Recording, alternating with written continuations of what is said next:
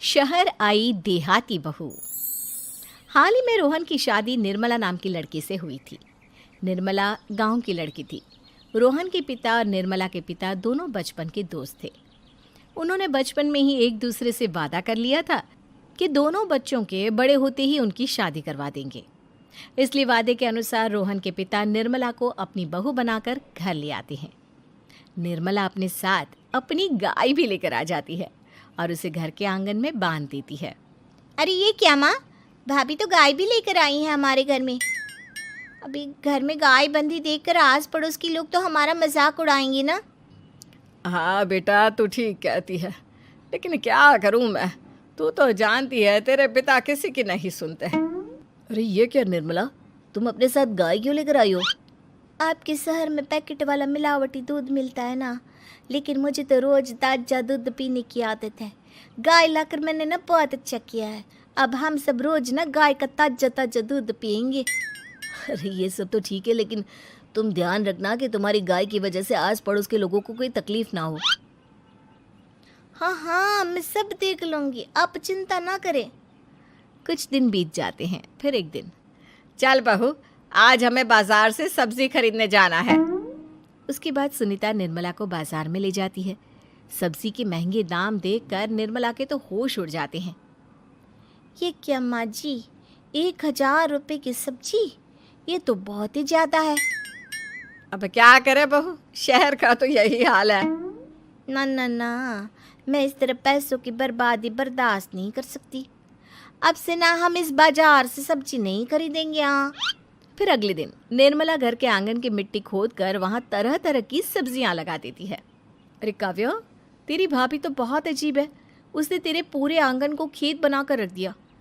मेरी समझ में नहीं आता तुम लोग इस लड़की को कहाँ से पकड़ कर लाए हो। अरे सब मेरे पिताजी का किया धरा है।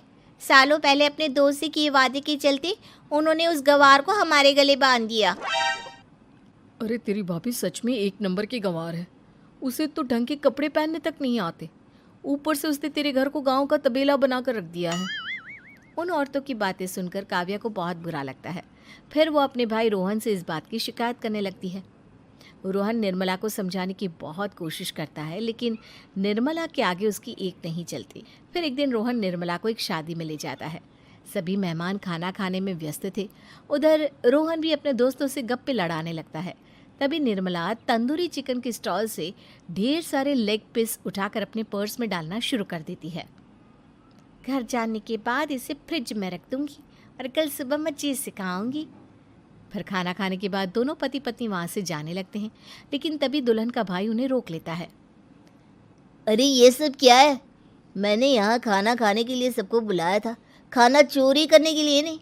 तुमने पर्स में जो चिकन के लेग पीस छुपा रखे ना, चलो बाहर निकालो उन्हें। दुल्हन का भाई फौरन निर्मला से पर्स छीनकर सारे लेग पीस बाहर निकाल लेता है। मैंने इतना खर्चा करके खाने पीने का इंतजाम किया है और तुम हो कि यहाँ से खाना चोरी करके ले जा रही हो? शर्म आनी चाहिए तुम्हें। वहाँ मौजूद सभी लोग निर्मला को भला बुरा कहने लगते हैं। अपनी बेइज्जती होते देख रोहन दुल्हन के भाई से माफ़ी मांगकर निर्मला को घर ले आता है। निर्मला, आज तुमने सबके सामने मेरी नाक कटवा दी। आखिर तुम्हें चिकन के पीस चुराने की ज़रूरत क्या थी? मुझे माफ़ कर दीजिए रोहन जी। दरअसल ना, हमारे गांव में जब भी शादी होती थी तब मैं और मेरी सहेलियाँ इसी तरह शादी से ढेर सारा खाना लेकर आते थे। मुझे नहीं पता था कि मेरी इस गलती से आपकी इतनी बेइज्जती हो जाएगी। मुझे माफ़ कर दीजिए। आज के बाद ऐसी गलती कभी ना करेंगे। इतना कहकर निर्मला रोने लगती है। निर्मला को रोते देख रोहन का दिल पिघल जाता है और वो उसे माफ़ करके गले लगा लेता है। इस तरह कुछ दिन बीत जाते हैं। फिर एक दिन रोहन उदास होकर घर लौटता है। रोहन के कपड़े बुरी तरह फटे हुए थे। अरे बेटा, ये सब क्या है? किसी के साथ मारा पीटी हो गई है क्या? नहीं माँ, आज हमारी ज़िंदगी का सबसे बुरा दिन है। म्यूनसिपालिटी वालों ने हमारी दुकान तोड़ दी। आज से हमारी आमदनी पूरी तरह बंद हो गई। हे भगवान, हमने तो किस्त पर ढेर सारा सामान ले रखा है। अब हम सारे सामान की किस्त कैसे चुकाएंगे? मेरी तो सोचने समझने की शक्ति ही खत्म हो गई। पता नहीं आगे हमें और कितनी मुसीबत झेलनी पड़ेगी। आप सबको ना चिंता करने की ज़रूरत ना है, मैं सब ठीक कर दूंगी। तो कहना क्या चाहती है बहू? हम ना बोल कर नहीं बल्कि करके दिखाएंगे। हाँ। उसके बाद निर्मला अपने पिता को फ़ोन करके गांव से 5 गाय मंगवा लेती है और फिर अगले दिन निर्मला सभी गायों का दूध निकाल कर बड़े बर्तन में भर लेती है। तुम ये सब क्या कर रही हो निर्मला? मेरी तो कुछ समझ में नहीं आ रहा। हम ना इन गायों का दूध बेचने जा रहे हैं। उसके बाद हमारे पैसों की समस्या खत्म हो जाएगी। हे भगवान, बस यही दिन देखना बाकी रह गया था। भाभी दूध वाली बनकर दूध बेचेंगी तो मोहल्ले में इज्जत क्या रहेगी हमारी?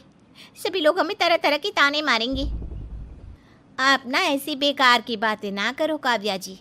जब जेब का पैसा और पेट की रोटी छिन जाती है तो इंसान पहले अपने और अपने परिवार के बारे में सोचता है।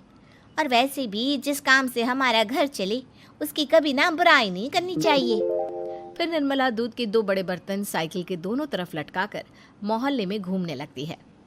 दूध ले लो, दूध, गाय का ताजा ताजा दूध ले लो, बिना मिलावट का शुद्ध दूध ले लो। चलो चलो आओ भाई, जल्दी ले लो। तभी निर्मला के पास कुछ औरतें आती हैं। अरे तुम तो सुनीता की बहू हो ना, तुम इस तरह सड़क पर दूध क्यों बेच रही हो? निर्मला उन दोनों औरतों को अपने घर के हालातों के बारे में सब बता देती है। देखिए, मैंने ना अभी अभी गाय का ताजा दूध निकाला है। आप सब तो रोज पैकेट का दूध पीती हो, आज गाय का ताजा दूध पी कर देखिए, इसकी ना बात ही कुछ और है। हाँ बहू, मुझे तुम्हारी बात समझ में आ गई। ला, मुझे 2 लीटर दूध दे दो। उस औरत की देखा देखी बाकी औरतें भी निर्मला से दूध खरीदना शुरू कर देती है। थोड़ी ही देर में निर्मला सारा दूध बेचकर ढेर सारे पैसे इकट्ठे कर लेती है। उसके बाद निर्मला घर जाकर सारे पैसे अपनी सास को पकड़ा देती है। अरे बहू, इतने सारे पैसे! सच में तेरा आइडिया तो काम कर गया। अरे माँ जी, आप तो बस देखती जाइए, कुछ ही दिनों में मैं अपने घर की सारी समस्या खत्म कर दूंगी। हाँ। फिर अगले दिन से निर्मला गायों के गोबर से ढेर सारे उपले तैयार करके बेचना शुरू कर देती है। निर्मला को पैसे कमाते देख रोहन के अंदर भी हिम्मत आ जाती है और वो भी दूध बेचने का फैसला करता है।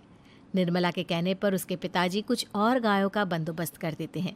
इस तरह दोनों पति पत्नी मिलकर दूध बेचना शुरू कर देते हैं। कुछ ही महीनों में उनका दूध का व्यापार खूब फल फूल जाता है। इसके चलते रोहन एक बड़ी दूध की डेयरी भी खोल लेता है। पिताजी, जब आपने निर्मला से मेरी शादी करवाई थी तब मैं मन ही मन आपको कोसा करता था, लेकिन आज मेरी समझ में आया कि आपका फैसला बिल्कुल सही था। आज अगर निर्मला ना होती तो पता नहीं हमारा क्या हाल होता। हाँ बेटा, तू ठीक कहता है। हमारी बहू ने तो हमें उजड़ने से बचा लिया। भगवान ऐसी बहू सबको दे। इस तरह निर्मला की समझदारी के चलते सब कुछ ठीक हो जाता है और वो सभी हंसी खुशी अपना जीवन जीने लगते हैं।